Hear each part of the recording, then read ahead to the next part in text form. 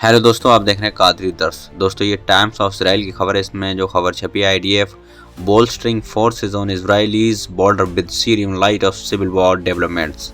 IDF की तरफ से ये देखते हुए कहा गया है कि सीरिया में जो सिविल वॉर चल रही है, जो आईएसआईएस के जो टेररिस्ट हैं, जो बशर अल असद की जो हुकूमत है उसके ख़िलाफ़ उसको गिराने के लिए जो सीरिया में जो रेबेल्स या टेररिस्ट या उन जो उसके एंटी असद मूवमेंट चल रही है, उसको देखते हुए आईडीएफ ने सीरिया और इजराइल के बीच में जो बॉर्डर है, सीरिया से जो बॉर्डर लगता है इजराइल का, वहाँ भारी तैनाती सोल्जर की बढ़ा दी है। जो सैनिक उसकी तरफ आईडीएफ की तरफ से भेजे जा रहे हैं कि अगर वहाँ कोई सिचुएशन अगर बिगड़ती है तो उसको पहले से संभाला जा सके। तो ये एक बड़ा फ्रंट खुल सकता है लड़ाई का कि अगर बॉर्डर पर अगर लड़ाई छिड़ती है या अगर इजराइल की तरफ उधर से हमला होता है या इधर से हमला होता है, जो कि इजराइल सीरिया पे हमला करता रहता है, अगर पलटवार होता है तो ये एक फ्रंट खुल सकता है बड़ी जंग का। लेकिन असद की जो हुकूमत है उसको गिराने के लिए इसमें तुर्की, इजराइल, अमेरिका और यूरोप कंट्री जो हैं उसमें शामिल हैं और उन्होंने किराए के भाड़े के जो लड़ाके हैं उनको सीरिया में उतार दिया है और असद की जो गवर्नमेंट है वो उसको गिराने के लिए।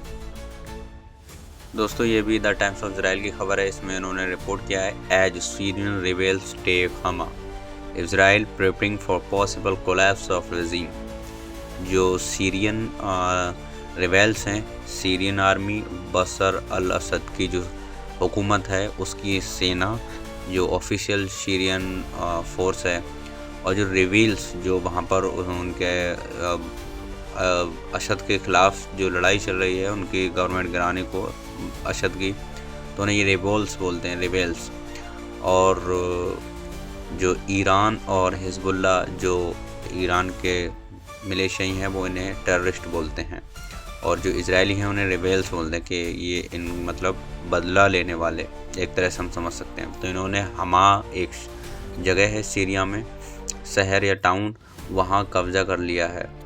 अब इसमें Israel preparing for possible collapse of regime, इसको देखते हुए इजराइल ने अपनी सरहद पर अपनी सेफ्टी के लिए काफ़ी सोल्जर्स जो हैं वो सीरिया और इजराइल के बीच में जो बॉर्डर लगता है वहाँ इकट्ठा कर लिया। और बाकी नीचे लिखा है, Netanyahu hold security deliberation with officials said to believe reveal advance poses real threat to Assad rule। यानी कि जो काफ़ी असर, ये जो असद रूल यानी उनकी हुकूमत है वो हुकूमत गिराने के लिए ये एक तरह से हम समझ सकते हैं ये काफ़ी ख़तरनाक है। अब उनकी हुकूमत जो है वो जा सकती है। तो ये द टाइम्स ऑफ इसराइल की खबर है, इन्होंने ये खबर छापी है। बाकी ये काफ़ी बड़ी बात है कि जो रिबेल्स हैं वो एक के बाद एक जो असद की जो सरकार है, गवर्नमेंट है, उस पर कब्जा करते हुए जा रहे हैं। एक हमा शहर हो गया, अलेप्पो जो काफ़ी पुराना, हज़ारों साल पुराना जो शहर है, उस पर काफ़ी हद तक कब्जा कर लिया है इन रिबेल्स ने। बाकी उसकी जो कैपिटल है, राजधानी है दमस्कस, या उसको हम उर्दू या अरबी में दमिश्क बोलते हैं, उस पर भी अब जो रिबेल्स हैं वो उसकी तरफ बढ़ रहे हैं। और नेतन्याहू को ये डर है कि अगर ये इस तरह बढ़ते रहे तो ये हमारे लिए भी ख़तरा हो सकते हैं और उनके बॉर्डर की तरफ आ सकते हैं। हालांकि इसमें इजराइल का हाथ है उन रिबेल्स को सीरिया में ये सब कराने के लिए। जो सिविल वॉर छिड़ी है वहाँ, जिस तरह से ये लड़ाई चल रही है सीरिया के अंदर, उसमें अमेरिका, तुर्की, इजराइल, यूरोप कंट्री और भी कई देश हैं जो उनके जो किराए के टट्टू हैं वो इसमें आए। अब देखना ये है कि सीरिया के हालात कैसे होते हैं, आगे जो भी अपडेट होगा आपको बता दिया जाएगा। दोस्तों, ये अलमायदीन की खबर है। इस खबर में बगदाद में एक मीटिंग हुई है, उस मीटिंग में सीरिया, इराक और ईरान शामिल हुए हैं। ये अलमायदीन की खबर, इसमें जो खबर छपी है, protesting Syria preserves regional security, Syria, Iraq, Iran summit. और नीचे लगा हुआ है, a joint press conference featuring Syria, Iraq and Iran stressed the need to confront armed group in Syria to protect regional stability। दोस्तों इस conference में Syria, Iraq, Iran के जो विदेश मंत्री वो इसमें शामिल हुए। इराकी विदेश मंत्री फौद हुसैन जो कि बीच में हैं, और ईरानी विदेश मंत्री अब्बास अरागची, जिनको आप बाखूबी जानते होंगे, जो अभी काफ़ी अरब ममालिक में विदेश यात्रा पर गए थे। गाजा और जो लेबनान हिजबुल्लाह से लड़ाई चल रही थी उसके मामले को कि एकजुट जो सभी ममालिक मुस्लिम देश हैं वो एकजुट हो जाएं। तो आप अब्बास अरागची को अच्छे से जानते होंगे। बाकी जो लेफ़्ट साइड में है सीरियाई विदेश मंत्री वासम सब्बाग। अब दोस्तों इसमें सीरिया, ईरान और इराक ने अपने अपने जो विदेश मंत्री एक साथ बगदाद में कॉन्फ्रेंस की, उसमें ये मिले और एक निर्धारित जो त्रिपक्षीय बैठक के बाद हुई, जिसका मुख्य उद्देश्य जो था, मेन पर्पस था, सीरिया में हाल का जो सिचुएशन है, हाल की जो उस पर उन्होंने चर्चा की है कि क्या करना चाहिए। बाकी इराकी विदेश मंत्री फौद हुसैन ने घोषणा की कि इराक सीरियाई संघर्ष पर चर्चा करने के लिए कई देशों को बुलाने की योजना बना रहा है।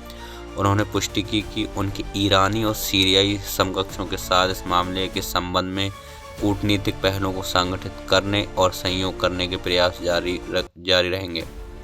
और वहीं आगे उन्होंने बताया कि प्रेस वार्ता में हुसैन ने यह भी घोषणा की कि इराक अरब राष्ट्र लीग की मंत्रिस्तरीय बैठक बुलाएगा, तथा उन्होंने कहा कि सीरिया संकट के समाधान के लिए सभी कूटनीतिक प्रयास सक्रिय किए जाएंगे। हुसैन के अनुसार तुर्की, सऊदी, जॉर्डन, अमीरात और मिस्र के विदेश मंत्रियों से भी संपर्क किया गया ताकि इन देशों के प्रतिनिधियों के साथ समझौता किया जा सके, जिनमें से कुछ आस्ताना प्रक्रिया के सदस्य भी हैं। दोस्तों जो तीनों जो देश के जो फॉरेन मिनिस्टर थे उन्होंने एक कमेटी बनाई, कॉन्फ्रेंस की, और उन्होंने इसमें तुर्की, सऊदी, जॉर्डन, अमीरात और मिस्र, इनके जो फॉरेन मिनिस्टर हैं उनसे भी बात की थी कि जो सीरिया का जो हाल है उसके बारे में उसके चर्चा करके कि अगर जो रेबेल्स हैं वो अगर बशर अल असद की सरकार गिरा देते हैं तो जो रेबेल्स जो हैं उनका समर्थन इज़राइल, तुर्की और अमेरिका, वेस्टर्न जो कंट्री हैं उनसे है। तो ये ईरान और रूस के लिए भी काफ़ी नुकसानदेह होगा, क्योंकि सीरिया में रूस भी है, उसके भी फौजी अड्डे हैं, उसकी सेना है। अब ये जो सीरिया में जो कुछ हो रहा है वो वेस्टर्न यूरोप, जो यूरोपीय कंट्री हैं उसमें वो, और इधर अरब कंट्री हैं, और इसके साथ ईरान हो गया, और रूस, और बाकी रूस के जो समर्थक देश हैं वो भी हैं, और इसमें चाइना भी ईरान और रसिया की तरफ आएगा। तो ये जो सिचुएशन सीरिया में हो रही है वो काफ़ी ख़तरनाक हो रही है, क्योंकि अगर ऐसा होता है तो कई देशों को इसका जो असद की जो सरकार का समर्थन है तब वो सीरिया से उनका हट जाएगा, और इसमें अमेरिका का दखल ज़्यादा हो जाएगा। तो अब देखना ये कि सीरिया के हालात अभी काफ़ी गंभीर हैं। आप दुआ करें कि जल्द से जल्द जो सीरिया में हुआ है वो सही सलामत हो जाए, और वहाँ के जो आम लोग हैं वो सुख और चैन से आराम से रह सकें और अपने काम में लग जाएं, और वहाँ शांति हो जाए। और सीरिया की हालत पहले से ही बिगड़ी हुई है, तो आप दुआ कीजिए। दोस्तों कुछ गाजा का भी अपडेट ले लेते हैं कि इसमें कितने लोग अभी तक शहीद हो चुके हैं और कितने लोग जख्मी हैं। इसमें जो खबर छपी है ये अल-कुद्स की है। Dead and injures in Israeli bombing of Gaza and Rafah, 6 citizens were killed and others were injured Friday evening in an Israeli occupation bombing of the cities of Gaza and Rafah। यानी कि जुमा की शाम को Gaza और रफ़ा के शहरों पर इजरायली बमबारी में लगभग 6 लोग शहीद हो गए, 6 लोग मारे गए और कई लोग घायल हुए हैं। अब इसमें जो वहाँ के लोकल जो सोर्स हैं उनके अनुसार बताया कि 4 लोग मारे गए और कई लोग घायल हुए हैं, जबकि कब्जे वाले विमान ने गाजा के शहर दक्षिण में जैतून पड़ोस में कास्को स्ट्रीट पर नागरिकों की एक सभा को निशाना बनाया, जबकि 2 नागरिक स्टेम के दक्षिण में यानी साउथ में राफा के वेस्ट में कब्जे वाले बमबारी में मारे गए। इजरायली जो फोर्स है IDF उसने 7 अक्टूबर 2023 से ज़मीन, समंदर और हवा यानी कि जो नेवी है वो समंदर से, और जो ज़मीनी लड़ाई चल रही है और बाकी जो इनके लड़ाकू विमान हैं उनके द्वारा पूरी गाज़ा पट्टी पर पूरी तरह से इन्होंने अटैक किया है। और उसके परिणाम स्वरूप यानी जो तीनों तरफ से हमला करा है उसमें अब तक 44,612 जो फ़लस्तीनी हैं वो शहीद हो चुके हैं, जिनमें से ज़्यादातर वही महिलाएं और बच्चे हैं। और इसमें अभी तक 1,05,834 लोग घायल हैं। और ये संख्या पूरी नहीं है, जो नंबर जो मैं बता रहा हूँ ये नंबर कहना भी गलत होगा। जो शहीद जितने हो चुके हैं, जो नंबर इसमें अल-कुद्स में बताया गया है, ये पूरे नंबर नहीं है, पूरी संख्या नहीं है, क्योंकि हज़ारों पीड़ित अभी भी मलबे के नीचे और सड़कों पर हैं तथा एम्बुलेंस और बचाव दल जो है, जो भी बचाव दल अब काम कर रहा है वो उन तक नहीं पहुंच पा रहा है। तो अभी तक जो 7 अक्टूबर 2023 से था, इसमें अब तक 44,612 लोग शहीद हो चुके हैं और 1,05,834 लोग घायल हैं।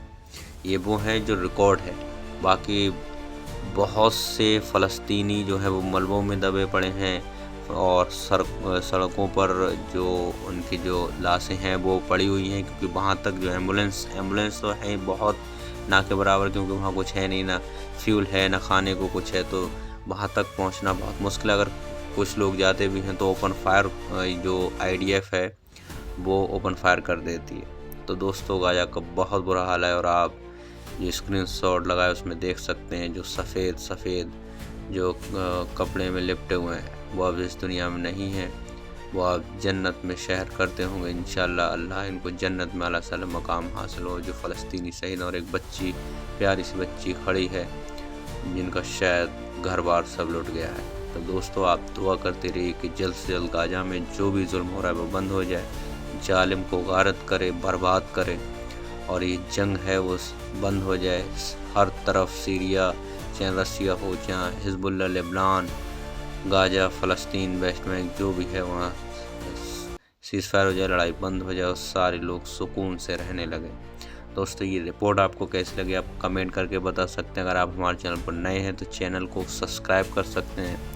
अगर आप मिडल ईस्ट जिसमें Syria, Iran, Iraq, Lebanon, Gaza, फ़लस्तीन, इज़राइल इसका अपडेट जानना चाहते हैं तो आप हमारे चैनल को सब्सक्राइब करके रख सकते हैं, हमारे चैनल पर बने रह सकते हैं। दोस्तों आपने हमारे चैनल पर विजिट किया है इसके लिए बहुत बहुत शुक्रिया।